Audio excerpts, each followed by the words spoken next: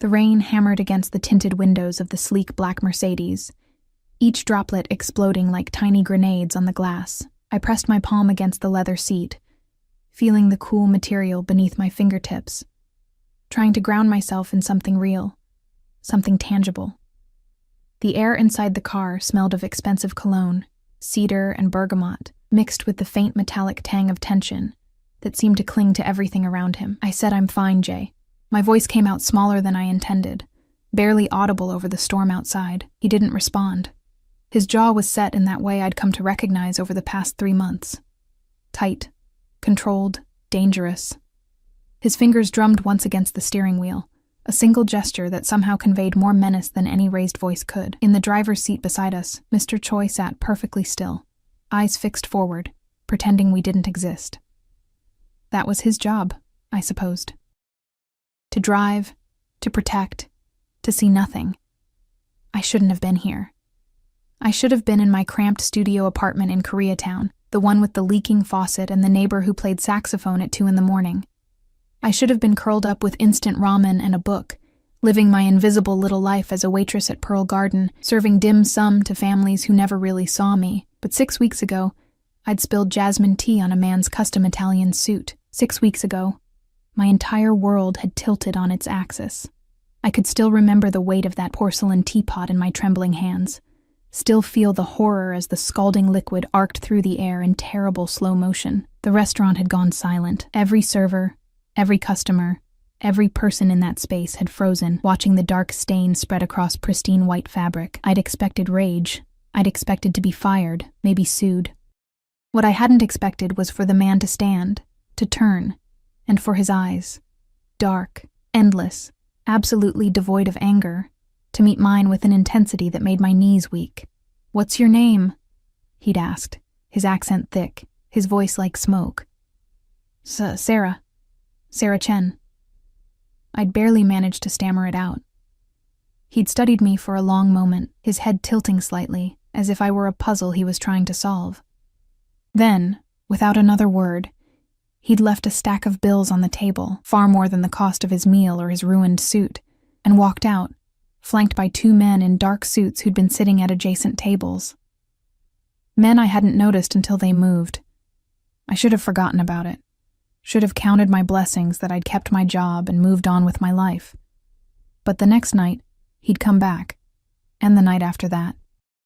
Always the same table in the corner, always surrounded by that invisible barrier of danger that kept other patrons instinctively away. He never ordered much, tea mostly. Sometimes a simple dish he'd barely touch. But he'd watch me throughout my entire shift, his gaze following me like a physical touch across my skin. My manager, Mrs. Wong, had pulled me aside after the first week. "Be careful with that one," she'd whispered, her weathered face creased with concern. "That's Park Jae-sung. You understand what that means?" I hadn't. Not really.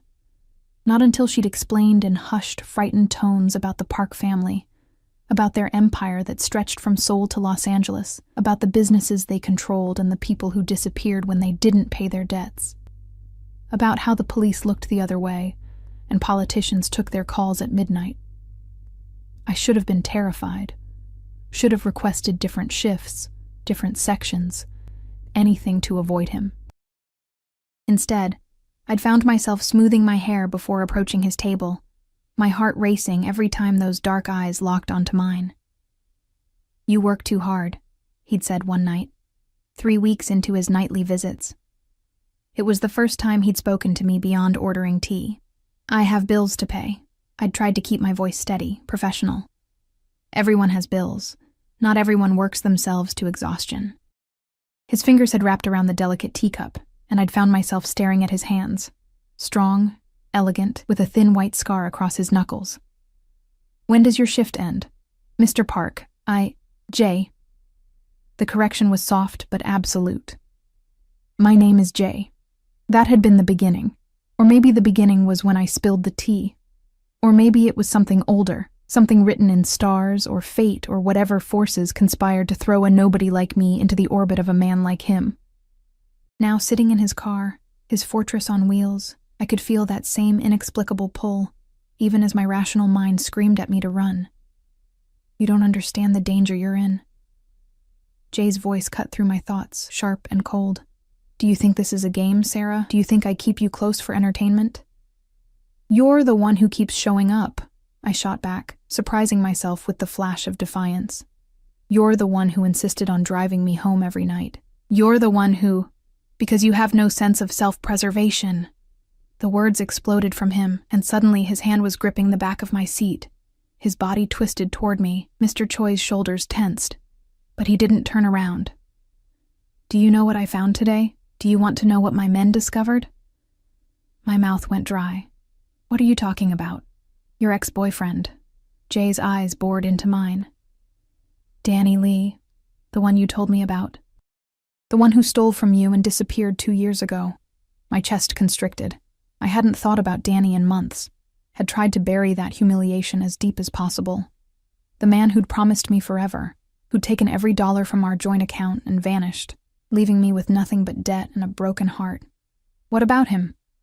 He's in Los Angeles, has been for 6 months, working as a debt collector for the Zhao family. Jay's lips curved into something that wasn't quite a smile. My rivals, Sarah, my enemies, and he's been asking questions about you. The interior of the car suddenly felt too small, the air too thick. That's impossible. Why would he? Because he knows you're with me now, because word travels in our world, and you've been seen at my side, because the Zhao family would love nothing more than to find a weakness in my armor. His hand moved from the seat to my chin, tilting my face up to meet his gaze. His touch was gentle, almost tender, which somehow made it more terrifying. And you, my stubborn little waitress, are very much a weakness. Outside, the rain intensified, creating a cocoon of sound around us. Somewhere in the distance, a car alarm wailed. I didn't ask for this, I whispered. No, you didn't. For a moment, something almost like regret flickered across his features. But here we are. And I will not let them touch you. Do you understand? I will burn this entire city down before I let anyone hurt you. The intensity in his voice should have frightened me. Instead, it sent a strange warmth through my chest, a feeling I didn't want to examine too closely. So what now? I asked. You keep me locked in your car forever? Now, I take you somewhere safe. Somewhere they can't reach you. He released my chin and turned back to face forward. Mr. Choi, take us to the penthouse. No. The word came out before I could stop it. Jay's head turned slowly, and even Mr. Choi's eyes flicked to the rearview mirror. Excuse me? I said no. I'm not going to your penthouse. I'm not going into hiding like some damsel in a tower. I have a job, a life. You have a death wish. His voice was dangerously quiet. That's what you have. Maybe I do. Maybe that's my choice to make. The silence that followed was suffocating. I could see the muscle ticking in his jaw, could feel the anger radiating off him in waves. For a moment, I thought he might actually yell, might lose that iron control he wore like armor. Instead, he laughed. It was a dark, bitter sound. Your choice. You think you have choices anymore? Everyone has choices. Not when you're mine, they don't. The possessiveness in those words should have sent me running, should have triggered every self-preservation instinct I had left, but there was something else underneath the threat. Something raw and almost desperate that I couldn't quite name. I'm not a possession, I said quietly. No, you're not. He turned to face me fully, and in the dim light of the car, his features looked almost vulnerable. You're so much worse than that. You're the thing I can't afford to lose and can't seem to let go of. Do you understand what that makes you? Do you understand the target that puts on your back? Before I could respond, his phone buzzed. Then again. And again. A rapid series of vibrations that made Mr. Choi straighten in his seat. Jay pulled the phone from his pocket, his expression darkening as he read the screen. Fuck. Sir? Mr. Choi's voice held a note of urgency I'd never heard before. They know where we are. The Zhao family. They have people watching. Jay's eyes met mine, and for the first time since I'd met him, I saw something like fear in their depths. Sarah, listen to me very carefully. When I tell you to get out of this car, you run. You don't look back. You don't wait for me. You just run. Do you understand? What? No, I'm not. There's a convenience store 2 blocks east. The owner is a friend. You tell him the magpie sent you.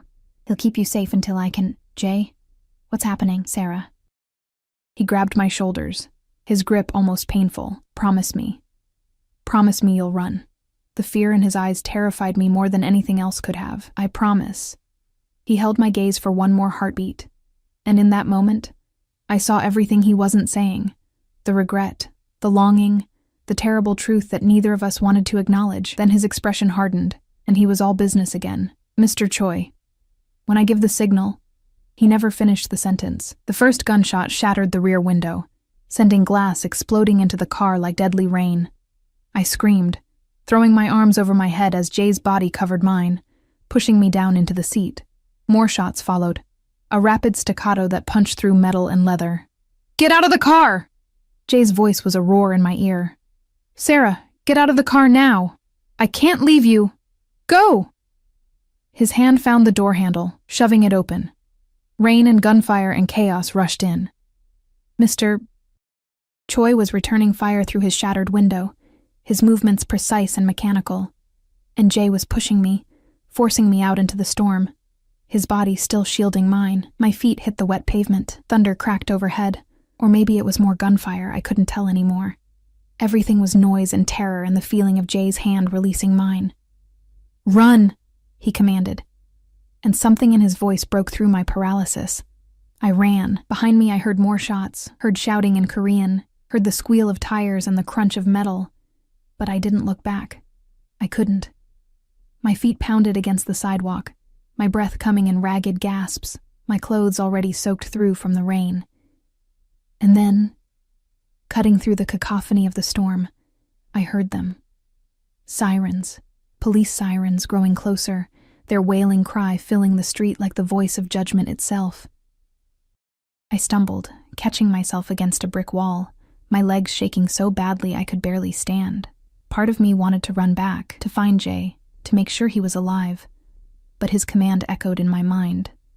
Don't look back. So I didn't.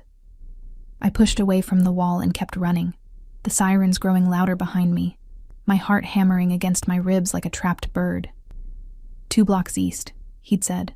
A convenience store. The Magpie. I just had to make it 2 blocks. Through the rain, and the fear, and the terrible certainty that nothing would ever be the same again, I ran toward the only sanctuary I had left. The convenience store's neon sign flickered weakly through the rain, a beacon in red and blue that spelled out Kim's 24/7 in both English and Korean characters. My lungs burned as I burst through the door, a small bell chiming cheerfully, absurdly normal against the chaos I'd just escaped. Water dripped from my hair, my clothes, pooling on the worn linoleum floor beneath my feet. An elderly Korean man looked up from behind the counter, his weathered face creasing with concern as he took in my appearance. Drenched, shaking, probably wild-eyed with terror. He said something in Korean, rapid and questioning, but I could barely hear him over the blood rushing in my ears. The Magpie, I gasped out, my voice hoarse. The Magpie sent me. His expression shifted instantly from concern to understanding, then to something harder. He moved with surprising speed for his age, coming around the counter and flipping the door sign to closed. The lock clicked with a finality that made my knees weak. Come, he said in accented English, gesturing toward a back door I hadn't noticed. Quickly now. I followed him through a cramped storage room that smelled of instant noodles and cleaning supplies, then up a narrow staircase that creaked with each step. My legs felt like lead, the adrenaline that had carried me here beginning to ebb, leaving behind a trembling exhaustion that threatened to pull me under. The old man, Mr. Kim, I assumed, led me into a small apartment above the store. It was tidy, sparse, with furniture that had seen better decades and photographs on every available surface. Family, I guessed. Weddings, graduations, babies. Normal life, frozen in frames.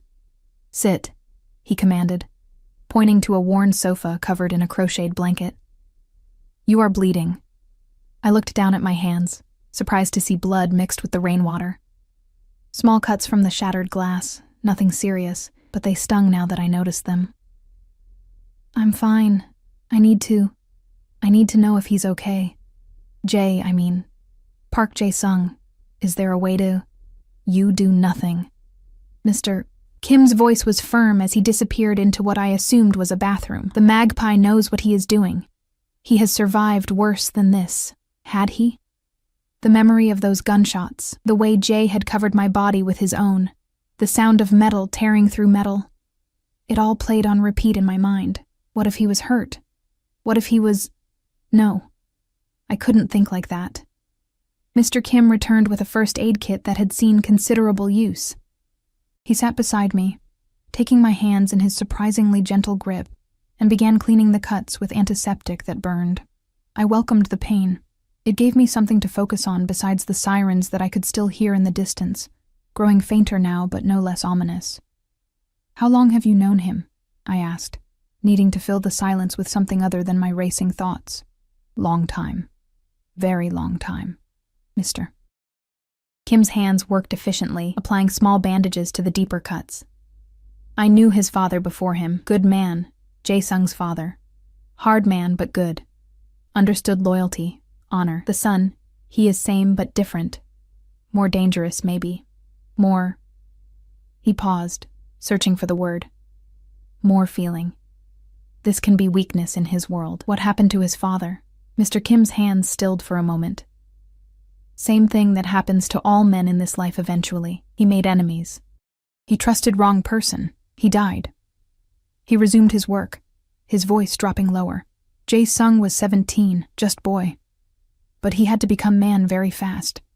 Very hard, had to prove he was strong enough, ruthless enough to lead. Many people died that year. A chill ran through me that had nothing to do with my wet clothes. And you? Why do you help him? Because 20 years ago my daughter married wrong man. Bad man who hurt her, who made her afraid to leave.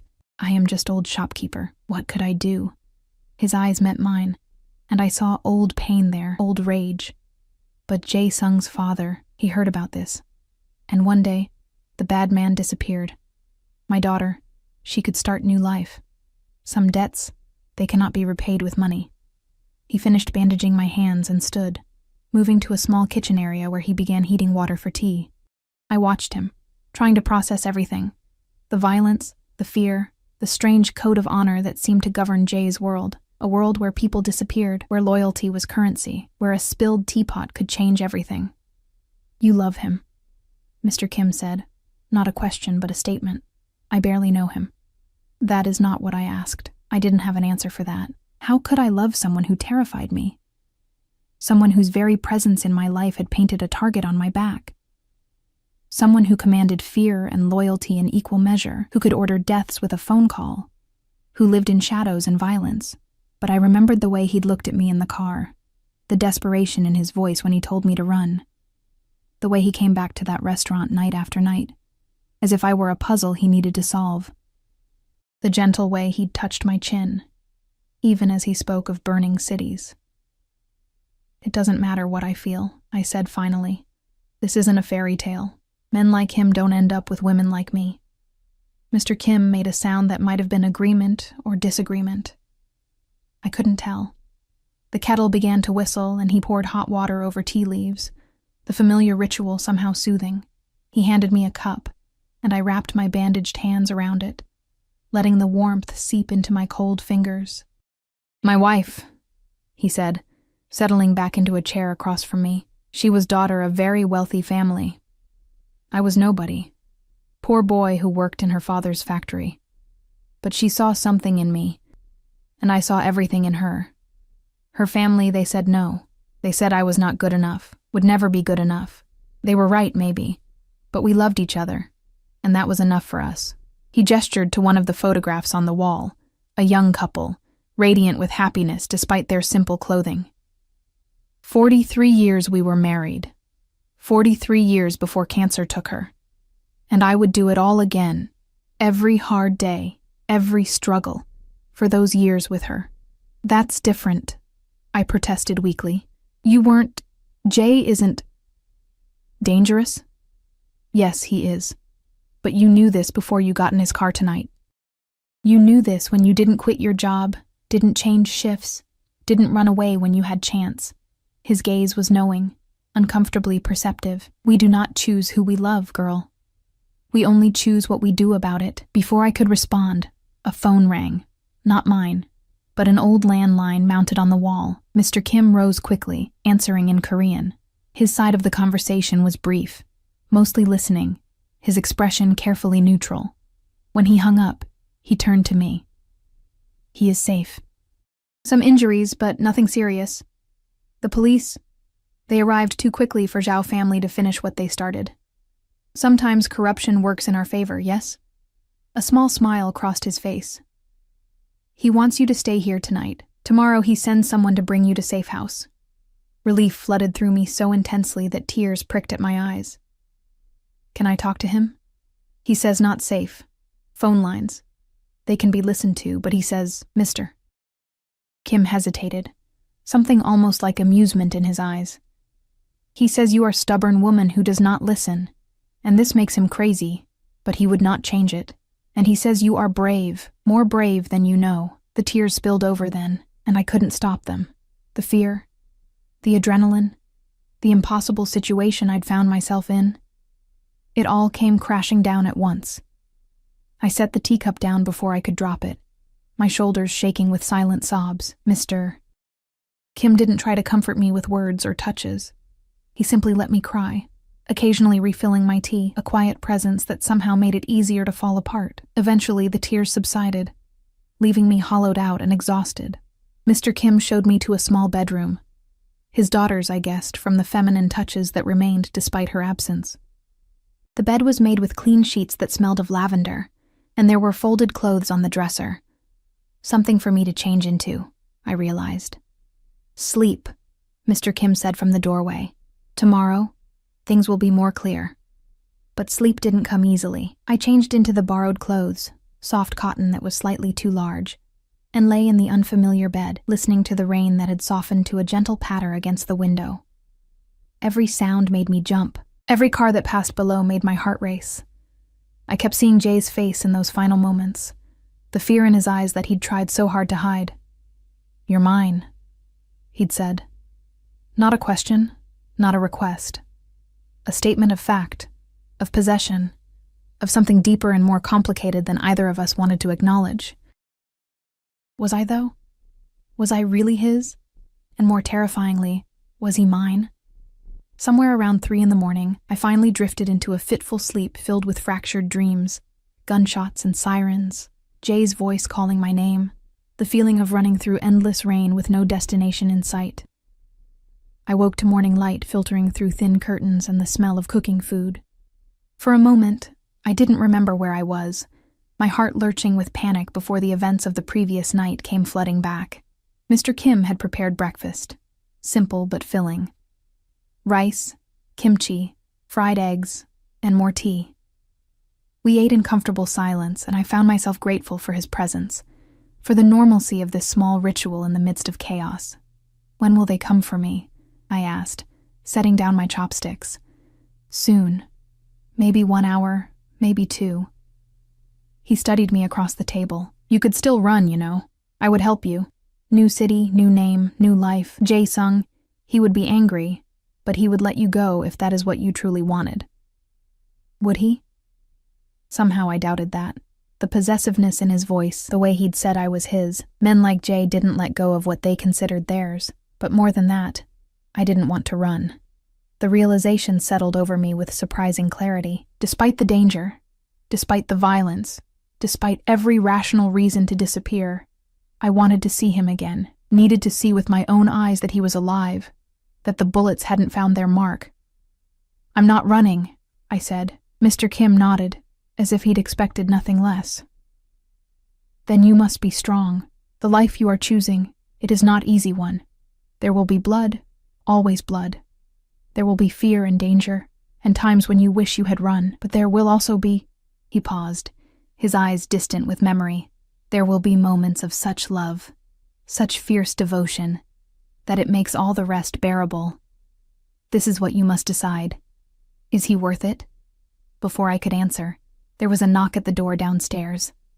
3 sharp raps, then 2 softer ones, Some kind of code, I realized. Mr. Kim rose, gesturing for me to stay put. I heard him descend the stairs, heard the murmur of voices, male, speaking Korean, respectful but urgent. Then footsteps on the stairs, more than one person. 2 men appeared in the doorway, both wearing dark suits, both with the same alert, dangerous energy that seemed to mark all of Jay's people. One of them was older, maybe 40, with a scar running from his temple to his jaw. The other was younger, barely older than me, with kind eyes that seemed at odds with his profession. "Miss Chen," the older one said, his English precise. "I am Minho. This is Tai Yang. We are here to take you to Mr. Park. How is he?" "He is well enough to be very angry that you are not already with him," Minho said, and I caught the hint of amusement in his voice. "We should leave now. The Zhao family, they will be looking for you." I stood, turning to Mr. Kim. "Thank you for everything." He waved off my gratitude. "Keep him human, yes? Men like him, they can forget they are more than just fear and power. You remind him. This is important." I didn't know if I was capable of that, but I nodded anyway. The car waiting downstairs was similar to the one from last night. Black, expensive, the windows so heavily tinted I couldn't see inside until Tae Yang opened the door. I slid into the back seat, my heart hammering as Minho took the driver's seat and Tae Yang settled beside me. We pulled into traffic, the city around us going about its normal morning routine, people heading to work, to school, to coffee shops and grocery stores, living their safe, ordinary lives, completely unaware of the violence that lurked beneath the surface. "Where are we going?" I asked. "Somewhere safe," Minho said, his eyes meeting mine in the rearview mirror. "Mr. Park, he has many properties. This one even the Zhao family does not know about. You will be protected there. And then what?" Neither of them answered, and I realized they probably didn't know. Or if they did, they weren't authorized to tell me. I was cargo being delivered, a precious thing to be kept safe, but not necessarily informed. The drive took nearly an hour, taking us out of the city proper, and into the hills where houses became estates, and privacy was measured in acres rather than feet. We turned onto a long private road, trees thick on either side, then through gates that opened automatically as we approached. The house that appeared at the end of the drive was beautiful. Modern architecture that seemed to grow out of the landscape, all glass and clean lines and careful elegance. Nothing like the dark, fortress-like building I'd imagined, but it was the figure standing on the front steps that made my breath catch. Jay. He was alive, whole, watching our approach with an intensity I could feel even through the tinted windows. His left arm was in a sling, and there was a bandage visible at his temple. But he was standing, solid and real, and here. The car had barely stopped before I was out, my feet hitting the gravel drive, my body moving toward him without conscious thought. Sarah. My name on his lips sounded like a prayer and a curse all at once.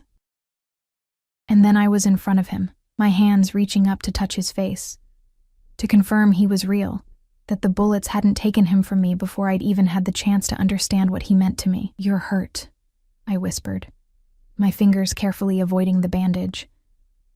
"I've had worse." His good hand came up to cover mine, pressing my palm against his cheek. "You ran. You didn't look back.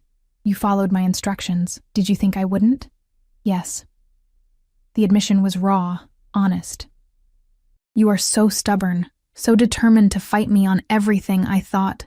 He stopped, his jaw tightening. "When I heard the sirens, when I couldn't follow you, couldn't protect you, Mr. Kim took care of me, I know. I would trust him with my life. I trust him with yours, which is worth infinitely more."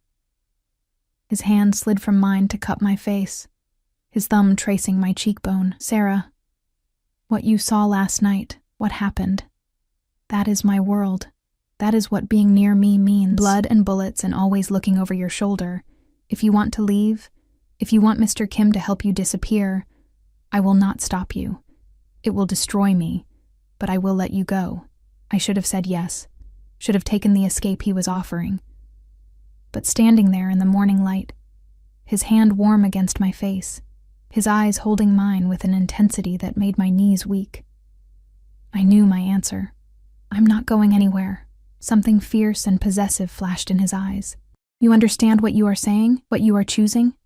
I understand that you covered my body with yours when the bullets came.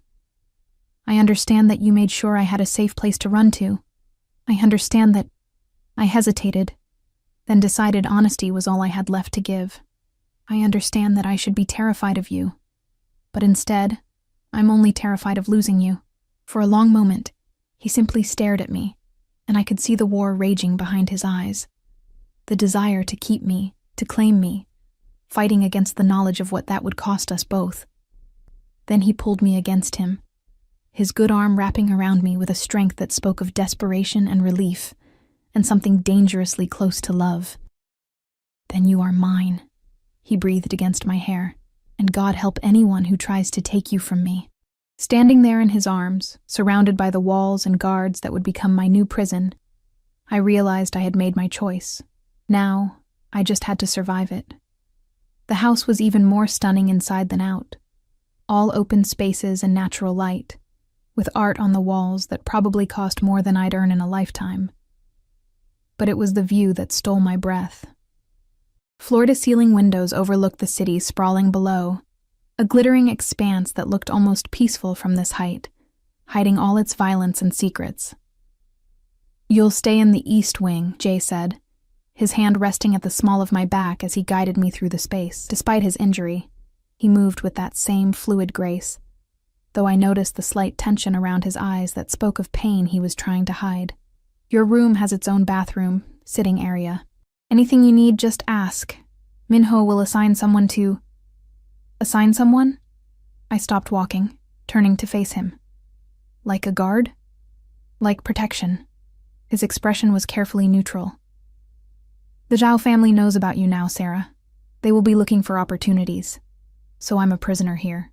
You are safe here. The distinction seemed important to him. There is a difference. Is there? I pulled away from his touch, wrapping my arms around myself, the borrowed clothes from Mr. Kim's daughter hung loose on my frame, making me feel even smaller, more vulnerable. Because it sounds like I'm trading one kind of cage for another. Something dangerous flickered in his eyes. You think I am caging you? I am protecting you. There is a difference, even if you are too stubborn to see it. Protecting me from a danger that exists because of you. The words hung between us, harsh and true. I watched his jaw tighten, watched him struggle with his temper, that iron control wavering for just a moment before he locked it back down. Yes, he said finally, his voice low. A danger that exists because I was selfish enough to want you, arrogant enough to think I could keep you without consequences. You are right to blame me, but blaming me does not change our reality. You are a target now, whether you stay here or run. At least here, I can protect you. The defeat in his voice caught me off guard. I'd expected anger, expected him to assert his dominance, to remind me that I'd chosen this. Instead, he looked almost broken, his good hand running through his hair in a gesture of frustration. I didn't mean... I started, but he cut me off. You should rest. It has been a long night. We will talk more later, when you have had time to think clearly. He turned to leave, and panic suddenly gripped my chest. Jay, wait. I caught his arm, feeling the tension in his muscles beneath my fingers. I'm sorry. I'm just scared and confused, and I don't know how to do this. How to be what you need me to be. He turned back, his free hand coming up to cradle my face with a gentleness that seemed at odds with everything I knew about him. I do not need you to be anything other than what you are, that stubborn, brave woman who spilled tea on me and changed my entire world. That is all I have ever wanted, even if that woman questions everything, fights you on every decision, especially then. His thumb traced my lower lip, and I felt the touch like electricity through my entire body. I have spent my entire life surrounded by people who only say yes, who only obey. You look at me and see a man, not a king. You defy me and it makes me... He paused, searching for words. It makes me feel alive in a way I had forgotten was possible. Before I could respond, his phone buzzed. Then again, he pulled it out with a sigh. his expression darkening as he read the screen. I have to go. There are things I must handle, people I must speak with. His eyes met mine, holding a warning. Stay inside. Do not go near the windows on the south side. The tree line there is too close, provides too much cover for snipers. Minho will be here, and Tae Yang. They are good men, loyal. You can trust them. How long will you be gone? A few hours, maybe longer. He pressed a kiss to my forehead, lingering for a moment. Try to rest, Sarah. You are safe here. I promise you that.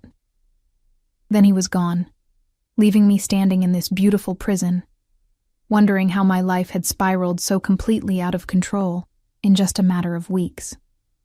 Minho appeared shortly after, his expression carefully professional. Miss Chen, let me show you to your room. Cook is preparing lunch. Do you have any preferences? I'm not hungry. My stomach was still twisted in knots from the night before. You should eat anyway. Keep your strength up. There was no judgment in his voice, just practical concern. This life, it requires much energy. He led me through corridors that all looked the same, expensive and sterile, until we reached a door at the end of the east wing. The room beyond was larger than my entire apartment had been, decorated in soft grays and whites, with that same massive window overlooking the city. There are clothes in the closet, Minho said. Mr. Park had them brought this morning. If the sizes are wrong, let us know, and we will have others sent. I opened the closet to find it full. Dresses, jeans, sweaters, everything I could possibly need, all in what looked like my exact size. How did he... Mr. Park is very thorough. Something that might have been amusement crossed Minho's scarred face. He had someone visit your apartment last night. Retrieve some of your things for reference. Your personal items will be brought over this afternoon. My apartment. I'd completely forgotten about it, about my job at Pearl Garden, about my life that must be continuing without me. I need to call my work. Tell them I won't be in for my shift. Already handled. You have taken emergency leave. Family situation. They understand. Of course they did. Because Jay had made them understand. Because in his world, things simply happened when he willed them to happen. Is there anything else you require? Minho asked. My freedom, I said, then immediately regretted the bitterness in my voice. I'm sorry. You're just doing your job. Thank you, Minho. He nodded and left, closing the door softly behind him. Alone finally, I sank onto the edge of the bed, ridiculously soft, probably cost more than a car, and let the reality of my situation wash over me.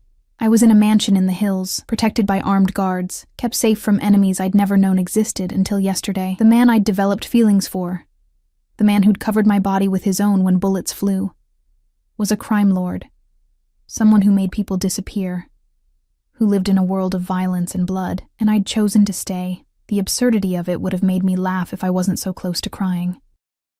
Eventually, I forced myself to shower, to change into clothes that fit perfectly because, of course, they did. The bathroom was all marble and expensive fixtures, with products I'd only ever seen in magazines. I caught sight of myself in the mirror. Small cuts on my hands bandaged, dark circles under my eyes, my hair still damp and wild. I looked haunted. I looked like someone who'd had their world turned upside down. I looked like I belonged to Park Jae-sung. Lunch was brought to my room by a young woman who introduced herself as Soo-jin. She was sweet, maybe 20, with a gentle smile that seemed genuine. The food was elaborate, far more than I could eat, but I forced myself to try, remembering Minho's words about keeping my strength up. How long have you worked here? I asked as Soo-jin arranged the dishes. 3 years, miss. Mr. Park, he gave my family money for my brother's surgery. In return, I work for him. She met my eyes, her expression earnest. He is good man, miss. Hard, yes, but good. Fair. He takes care of people who are loyal to him. And people who aren't loyal? Something flickered across her face. Fear, maybe, or memory. Those people. They make their own choices, choose their own fate. After she left, I tried to rest, but sleep wouldn't come. My mind kept replaying the previous night. The gunshots, the sirens, Jay's voice commanding me to run. The way he'd looked at me this morning. Like I was something precious and breakable that he was terrified of losing. Hours passed. The sun began its descent toward the horizon, painting the sky in shades of orange and pink, beautiful and violent, like everything else in this new world. I heard a commotion downstairs, voices raised in Korean, urgent and angry, then Jay's voice, cutting through the rest like a blade. Even without understanding the words, I could hear the authority, the danger. Unable to help myself, I slipped out of my room and moved quietly toward the stairs.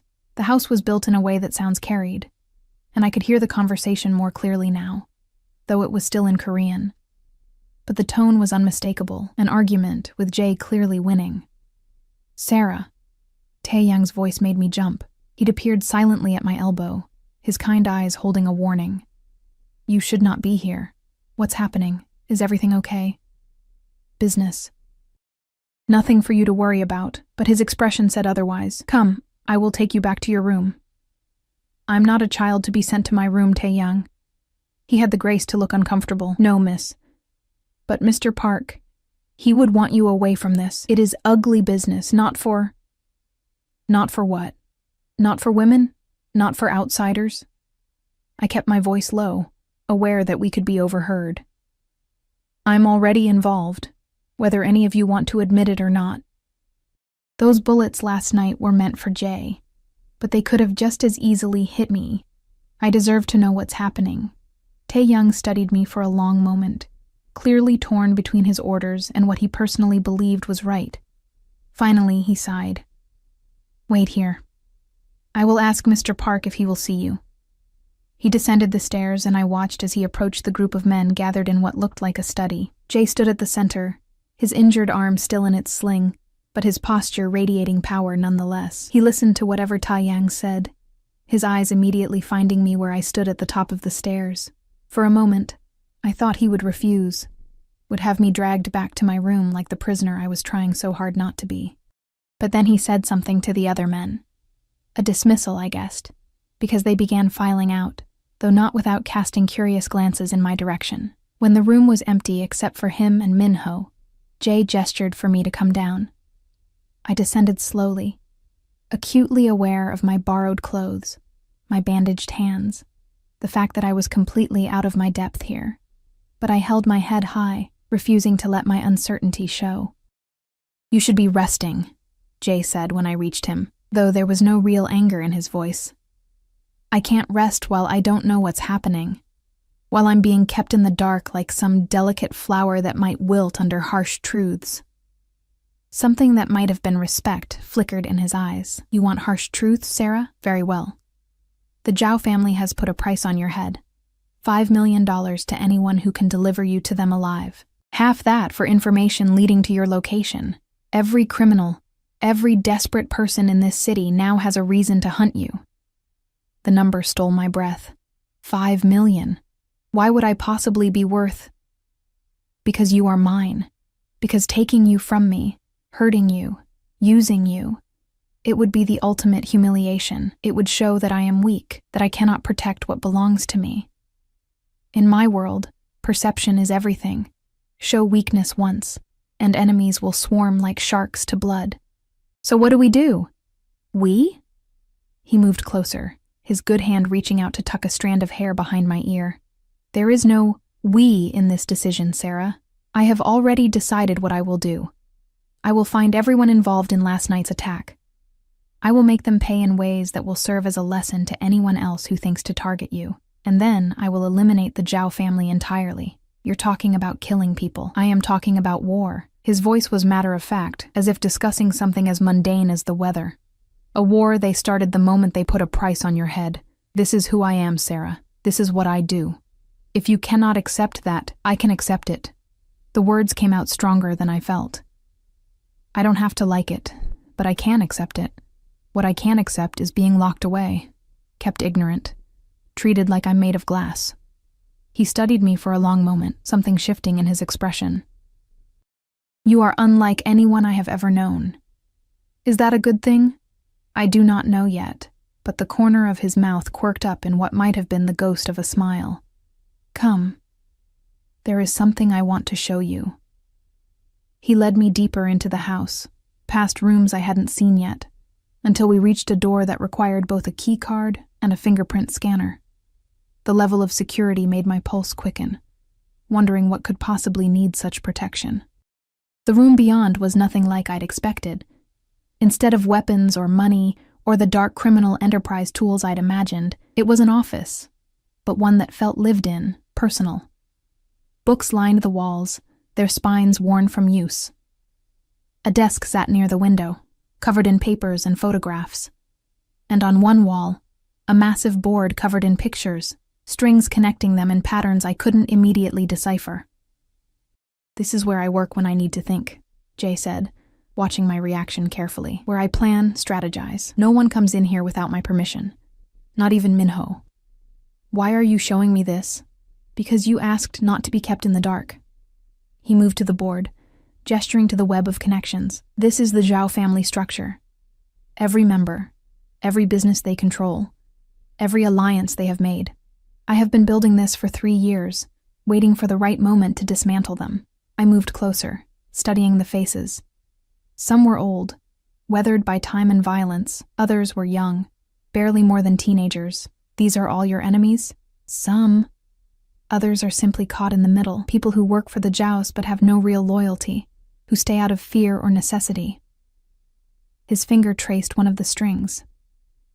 "These are the ones I can turn, given the right incentive. These are the ones who must be eliminated. And this one..." He tapped a photo of a man in his 50s, distinguished-looking with silver hair and cold eyes. "This is Zhao Chen, the head of the family, your ex-boyfriend's current employer." The mention of Danny sent a chill through me. "You said he was asking about me." "He was. Until yesterday." Jay's expression darkened. "We found him last night, after the attack. He had been planning to use you as bait, to lure me into a trap. The Zhaos promised him money, protection, a fresh start. All he had to do was deliver you to them." My legs suddenly felt weak, and I sank into the chair by the desk. "What did you do to him? What do you think I did?" There was no apology in his voice, no remorse. "He tried to hurt you. He would have succeeded, if not for my people watching him. Men who betray women, who use them as currency. They do not deserve mercy. I should have been horrified. Should have felt something for Danny, despite everything he'd done to me, but all I felt was a strange numbness, and maybe, buried deep, a terrible sense of relief. You killed him. I protected you." Jay knelt in front of me, his good hand taking both of mine. "Sarah, look at me. In my world, there are only 2 kinds of people, those who are protected and those who are prey. I will do whatever is necessary to ensure you are never prey again. If that makes me a monster in your eyes, then so be it, but I will not apologize for keeping you safe. I don't think you're a monster."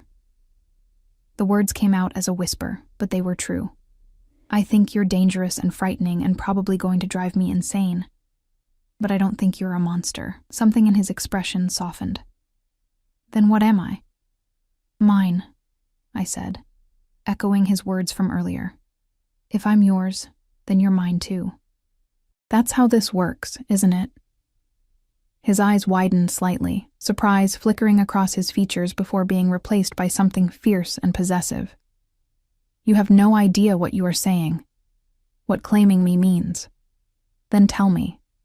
No more protection, no more keeping me in the dark. If I'm going to survive in your world, I need to understand it." For a long moment, he simply looked at me, and I could see the war raging behind his eyes, the desire to keep me innocent, fighting against the knowledge that innocence was a luxury I could no longer afford. Finally he stood, pulling me up with him. "Very well. But understand this, Sarah. Once you know these things, you cannot unknow them. Once you step fully into my world, there is no going back to who you were before. I think that ship sailed when bullets started flying." He almost smiled at that. Then he turned back to the board and began to explain. "The Zhao family's operations, drug trafficking, money laundering, human smuggling, the territories they controlled, the politicians they owned, the businesses that served as fronts, his own family's empire, built over generations, and the uneasy truce that had existed between the Parks and the Zhaos for nearly a decade. But truces built on fear and mutual benefit are fragile things," he said. "And when they learned I had taken an interest in you, They saw an opportunity, show that I could be distracted, that I would choose a woman over business, make me look weak, and others would start to question my leadership. So this is about more than just me. Everything in my world is about more than it seems. He moved to the window, looking out at the darkening sky. But yes, you are the catalyst. The thing they think they can use against me. They do not understand that you are not my weakness. You are my reason to be more ruthless than I have ever been before. I joined him at the window, standing close enough that I could feel the heat radiating from his body. What happens now? Now, we wait. I have people working to locate the Zhao family's main operations. Once we know where they are, we move. Quickly, decisively, without mercy. He turned to face me fully, but it will be dangerous. There will be a period where things escalate, where they will make desperate moves. You must stay here, where you are protected. How long? Days, maybe a week. However long it takes. His hand came up to cup my face. I know you hate feeling caged, but I need you to trust me in this. Please. The vulnerability in that last word undid me. This man who commanded with absolute authority, who made others fear him with a glance, was asking, not commanding, for my trust. I trust you. But Jay, I said, I need you to trust me too. Trust that I'm strong enough to handle the truth, to make my own decisions about the risks I'm willing to take. You are strong. Stronger than you know. His thumb traced my cheekbone, but strength does not make you bulletproof. It does not protect you from people who would use you to hurt me. Nothing can protect me from that. Not completely. All we can do is face it together. He leaned down then, his forehead resting against mine, his breath warm against my lips. You terrify me, Sarah Chen. You make me feel things I thought I had buried years ago. You make me want things I cannot have. What things? Normal things. A life where I do not have to check my car for bombs before I drive. Where I can take you to dinner without a security team. Where the woman He stopped, the words catching in his throat. Where the woman you what? My heart was hammering so hard I was sure he could hear it. Where the woman I am falling in love with does not have a price on her head because of me. The confession hung between us, raw and honest, and terrifying in its implications. I could see the fear in his eyes, the vulnerability of admitting something so dangerous in his world. Jay, do not say it back. Not now. Not yet. Not until you are sure, until you have had time to truly understand what being with me means. His hand slid into my hair, gentle but possessive. But know that I will do everything in my power to give you that normal life one day.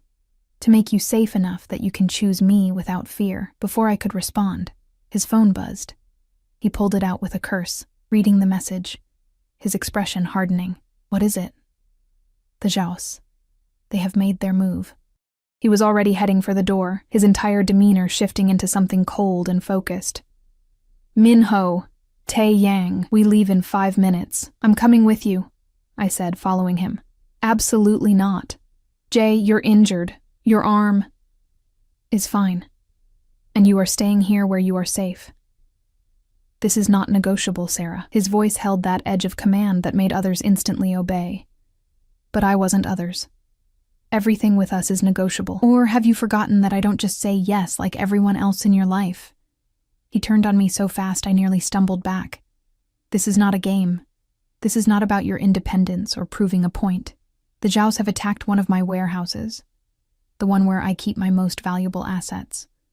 If they gain access to what is inside, they will have leverage over half the criminal enterprises in this city. I cannot protect you and handle this situation. So you will stay here, and you will be safe, because I cannot function if I am worried about you. The desperation in his voice stopped my protest. I could see it in his eyes, genuine fear, not for himself, but for me. Okay, I said quietly, but you come back to me. You promise me you'll come back. Some of the tension left his shoulders. He pulled me against him, his good arm wrapping around me tightly. I promise. I always come back. I have too much to lose now to be careless. He kissed me then, hard and desperate and full of everything we hadn't said. When he pulled away, I was breathless, my lips tingling. my entire body aching for more. Stay inside. Do not go near any windows. Minho is leaving 3 men here. They will protect you with their lives. He was already moving toward the door, his phone in his hand. I will call you when it is over, and then he was gone, leaving me standing in his private sanctuary, surrounded by the evidence of the war he was fighting, the war that now included me, whether I wanted it to or not. I sank back into the chair, my legs shaking with the adrenaline that had been coursing through me. Through the window, I watched as 3 black SUVs roared down the driveway, carrying Jay toward whatever confrontation awaited him. The house felt impossibly empty without him, despite the guards I knew were stationed throughout. I thought about returning to my room, trying to rest, pretending I could do anything other than worry. Instead, I turned back to the board, studying the web of connections, trying to understand the world that had claimed me. Zhao Chen's face stared back at me from the center of it all, those cold eyes seeming to look right through the photograph. This was the man who wanted me dead, who saw me as nothing more than a tool to hurt Jay, to gain power in their endless war. Well, I thought, moving closer to study the connections more carefully, if I was going to be a part of this world, I wasn't going to be just a victim. I wasn't going to be the helpless woman locked in a tower, waiting to be rescued. I was going to learn. I was going to understand, and when the time came, I was going to fight back. Because Jay wasn't the only one who could be dangerous when protecting what was theirs. And he was mine.